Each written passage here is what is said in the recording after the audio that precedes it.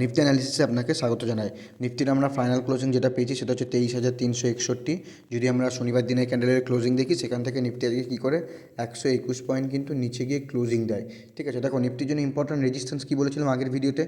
নিফটির জন্য important resistance হচ্ছে এই যে জোনটা। ঠিক আছে, নিফটির জন্য ইম্পর্ট্যান্ট রেজিস্ট্যান্স যেটা হচ্ছে 23,555। ঠিক আছে, একটা ক্লোজিং বেসিসে ইম্পর্ট্যান্ট রেজিস্ট্যান্স। ঠিক আছে, মার্কেট কী করে যদি দেখি, শনিবার দিন এর ওপরে যায় একটা বড় ক্যান্ডেল হয়, কিন্তু যদি এই ক্যান্ডেলের রেড ক্যান্ডেলের আমরা যদি ক্যান্ডেলটাকে দেখি, মার্কেট 600-700 পয়েন্টের মতন মুভমেন্ট হয় এবং কিন্তু ওপর থেকেও 300 পয়েন্ট, নিচ থেকেও 200-300 পয়েন্ট মানে রিকভারি হয়। কিন্তু মার্কেট কোথায় ক্লোজিং দেয়, মাঝামাঝিতে কিন্তু ক্লোজিং দেয়। এবং ক্লোজিংটা কোথায় হয়, এই যে রেজিস্ট্যান্স, সেই রেজিস্ট্যান্সের নিচেই কিন্তু ক্লোজিং দেয়, মানে রেজিস্ট্যান্সের উপরে কিন্তু ক্লোজিং নেই। ঠিক আছে, তো রেজিস্ট্যান্সের নিচে ক্লোজিং দেয়। দেখো আর এক সাথে যেটা বলেছিলাম যে মার্কেট যদি এই যে মার্কেটের যেহেতু এখন ট্রেন্ড ডাউন ট্রেন্ড চলছে, ঠিক আছে, তো মার্কেট যদি এই ট্রেন্ডকেই ফলো করে, তো মার্কেটের নেক্সট যে মুভ হওয়া উচিত সেটা হচ্ছে এই যে রেজিস্ট্যান্স রয়েছে, রেজিস্ট্যান্সের নিচেই কিন্তু পরের দিন মানে সোমবার দিন এর নিচেই কিন্তু ক্লোজিং দেওয়া উচিত। ঠিক আছে, তো মার্কেট কী করে, এই যে ক্যান্ডেলটা রয়েছে রেড ক্যান্ডেলের এখানে কী করে, এই রেড ক্যান্ডেলের নিচেই কিন্তু মার্কেট ক্লোজিং দেয়। মানে যদি দেখি আজকে গ্যাপ ডাউন ওপেন হয় এবং গ্যাপ ডাউন মোটামুটি 300 পয়েন্ট কি 200 পয়েন্টের মতন গ্যাপ ডাউন দেয়, 200 পয়েন্ট মতন গ্যাপ ডাউন দেয়। মার্কেট লো লাগায় কোথায়, মার্কেট আজকে যদি দেখি এই যেখানে গ্যাপ ডাউন হয় এবং গ্যাপ ডাউন হওয়ার পর মার্কেট কী করে, এই যে রেড ক্যান্ডেলের নিচেই কিন্তু মার্কেট থাকে। ঠিক আছে, এর উপরে কিন্তু মার্কেট যেতে পারে না। তো মার্কেট কী করে, যে রেড ক্যান্ডেল, সেই রেড ক্যান্ডেলের নিচেই কিন্তু ক্লোজিংটা, এখান থেকে এটা বোঝা যাচ্ছে যে মার্কেটের ট্রেন্ড কিন্তু ডাউন ট্রেন্ড ইম্প্যাক্ট আছে। ঠিক আছে, তো দেখো মার্কেটের জন্য এখন যেটা রয়েছে সাপোর্ট কী রয়েছে, নিফটির জন্য এখন সাপোর্ট রয়েছে, সেটা হচ্ছে প্রথম সাপোর্ট ক্লোজিং বেসিসে, সেটা হচ্ছে এই যে জোনটা। ঠিক আছে, আজকের যে লো সেটা একটা ইম্পর্টেন্ট সাপোর্ট হিসেবে কাজ করছে, যেটা হচ্ছে 23,222 ক্লোজিং বেসিস একটা ইম্পর্টেন্ট সাপোর্ট।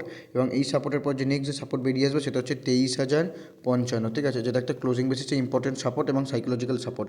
যদি মার্কেট কী করে, এই যে জোনটা 23,000-এর যে জোনটা 23,055, মার্কেট যদি এই যে জোনটার সাপোর্টটা রয়েছে, সাপোর্টের নিচে যদি ট্রেড করে, দেন নেক্সট যে সাপোর্ট বেরিয়ে আসবে সেটা হচ্ছে এই যে লো লাগিয়েছে নিফটি, সেই লোটা হচ্ছে কিন্তু সাপোর্ট হিসেবে কাজ করবে, যেটা হচ্ছে 22,777। ঠিক আছে, একটা লাস্ট সাপোর্ট রয়েছে, যদি এই সাপোর্ট থেকেও ব্রেকডাউন করে, দেন এখান থেকে কিন্তু মার্কেট 22,500 22,222 কিন্তু দেখা যেতে পারে মার্কেটের মুভ। ঠিক আছে, উপরে যাওয়ার জন্য মার্কেটকে সবার প্রথমে কী করতে হবে, নিফটিকে এই যে জোনটা এটাকে ব্রেকআউট করতে হবে ক্লোজিং বেসিসে, যেটা হচ্ছে 23,555, যেটা হচ্ছে 23,555। ঠিক আছে, মার্কেটকে উপরে যেতে গেলে সবার আগে এই জোনটাকে রেজিস্ট্যান্সটাকে ব্রেকআউট করতে হবে। ব্রেকআউট করার পর মার্কেট যদি এর উপরে হোল্ড করে কন্টিনিউ ট্রেড করতে থাকে, দেন এখান থেকে কিন্তু একটা আপসাইড মুভমেন্ট দেখা যেতে পারে। নেক্সট যে রেজিস্ট্যান্স সেটা হচ্ছে এই যে জোনটা নেক্সট রেজিস্ট্যান্স হিসেবে কাজ করবে, যেটা হচ্ছে 23,888। ঠিক আছে, এগুলো কিন্তু ক্লোজিং বেসিসে অবশ্যই একটা ইম্পর্টেন্ট রেজিস্ট্যান্স। দেখা গেলো আজকের যে লো লাগিয়েছে আর আজকে যে হাই লাগিয়েছে, ঠিক আছে, এই হাইয়ের মধ্যে যদি কন্টিনিউয়াসলি ট্রেড করতে থাকে, দেন সেই সময় কী করতে পারো, যে মার্কেটে অ্যাভয়েড করো, মানে ট্রেড থেকে দূরে থাকো, দেখো মার্কেট কী করতে চাই। যদি মার্কেট কোনো একদিকে রেঞ্জকে ব্রেকআউট বা ব্রেকডাউন করে, দেন তুমি তোমার সেট আপ অ্যাক্টিভ হলে তুমি তোমার ট্রেড নিতে পারো। ঠিক আছে, যতক্ষণ মার্কেট এই আজকের হাই এবং লোয়ের মধ্যে ট্রেড করছে, ততক্ষণ মার্কেট কিন্তু এটা নিউট্রাল পজিশনেই থাকবে। তো চলো নিফটির 15 মিনিটের চার্টে দেখি নিফটি কালকের জন্য কেমন কী ট্রেড করতে পারে। তো প্রথমেই বলি, দেখতে এডুকেশনাল পারপাস ভিডিও। যদি ভিডিও থেকে তোমরা কিছু শিখে থাকো অবশ্যই কমেন্টে জানাবে। তো যারা এখন আমাকে ইনস্টাগ্রাম এবং ফেসবুকে ফলো করে নি, তারা অবশ্যই ইনস্টাগ্রাম এবং ফেসবুকে ফলো করে নিও। আর যদি ইউটিউব থেকে দেখে থাকো, এই চ্যানেলটিকে অবশ্যই সাবস্ক্রাইব করে দিও। নিফটি 15 মিনিটের ইম্পর্টেন্ট সাপোর্ট হচ্ছে এই যে জোনটা ইম্পর্টেন্ট সাপোর্ট হিসেবে কাজ করছে, যেটা হচ্ছে 23,222। ঠিক আছে, যেটা আগেও বলেছি ইম্পর্টেন্ট একটা সাপোর্ট। মার্কেট কী করে, এই সাপোর্টের এখানে মার্কেট আজকে কী করে, মার্কেট আজকে গ্যাপ ডাউন ওপেন, এবং গ্যাপ ডাউন ওপেন হওয়ার পর মার্কেট কোথায় আসে, এই সাপোর্টের এখানে আসে, এখানে সাপোর্ট, এবং সাপোর্ট নেওয়ার পর মার্কেট আবার আজকের যে হাই, সেই হাইয়ের কাছে যায়। কিন্তু মার্কেট যদি দেখি হাইকে ব্রেকআউট না করতে পারে, মার্কেট কী করে সারাদিন এখানে সাইড হয়েছে, এবং সাইড হয়েছে মার্কেট সারাদিন কিন্তু ক্লোজিং দেয়। তো নিফটির জন্য এখন রেজিস্ট্যান্স কী রয়েছে, রেজিস্ট্যান্স রয়েছে এই যে জোনটা একটা ইম্পর্টেন্ট রেজিস্ট্যান্স।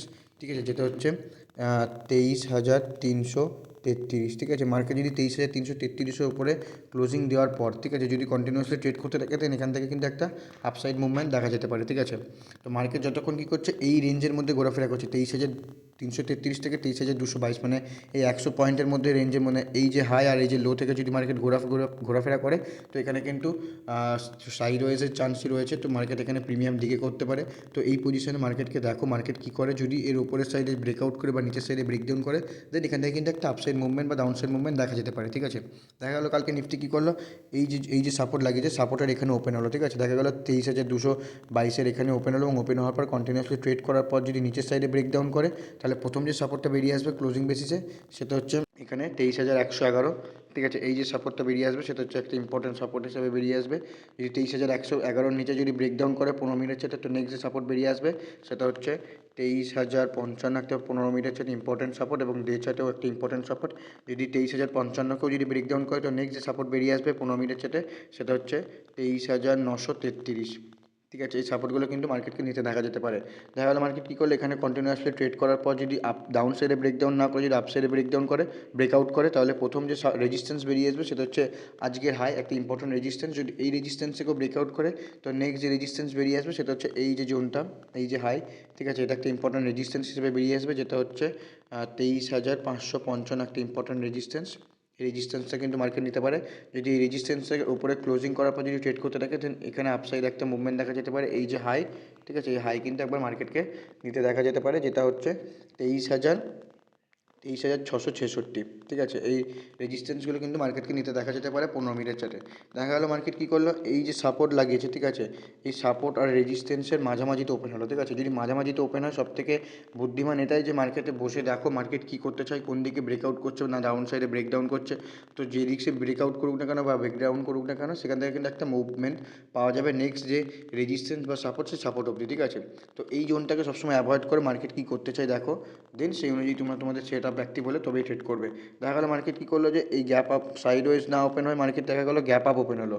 আজকের যে হাই লাগিয়েছে সেই হাইয়ের ওপরে গ্যাপ আপ ওপেন হলো। তো মার্কেট যদি হাইয়ের ওপরে গ্যাপ আপ ওপেন হয়, তো যদি কন্টিনিউয়াসলি হাইয়ের ওপরে ওপেন হওয়ার পর মার্কেট যদি ট্রেড করার পর যদি মানে আধা ঘন্টা 1 ঘন্টা যদি ট্রেড করার পর যদি আপসাইডে ব্রেকআউট করে, তাহলে প্রথম যে রেজিস্ট্যান্স বেরিয়ে আসবে সেটা হচ্ছে এই যে এইটা 23,555, ঠিক আছে। যদি এটাকে ব্রেকআউট করে 15 মিনিটের চেতে, তো নেক্সট যে রেজিস্ট্যান্স বেরিয়ে আসবে সেটা হচ্ছে এখানে 23,666। যদি এটাকে ব্রেকআউট করে তাহলে নেক্সট যে রেজিস্ট্যান্স বেরিয়ে আসবে 15 মিনিটের চেতে সেটা হচ্ছে 23,888, ঠিক আছে। এই রেজিস্ট্যান্সগুলো কিন্তু মার্কেটকে নিতে দেখা যেতে পারে।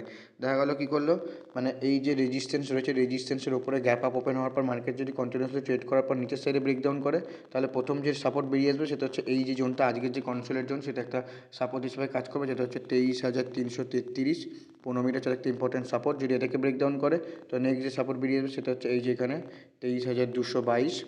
যদি 23,222কেও যদি ব্রেকডাউন করে তো নেক্সট যে সাপোর্ট বেরিয়ে আসবে সেটা হচ্ছে 23,055, একটা ক্লোজিং বেসিসে এবং 15 মিনিটের হচ্ছে ইম্পর্টেন্ট সাপোর্ট, ঠিক আছে। তো যদি ভিডিওটি ভালো লেগে থাকে অবশ্যই কমেন্টে জানাবেন।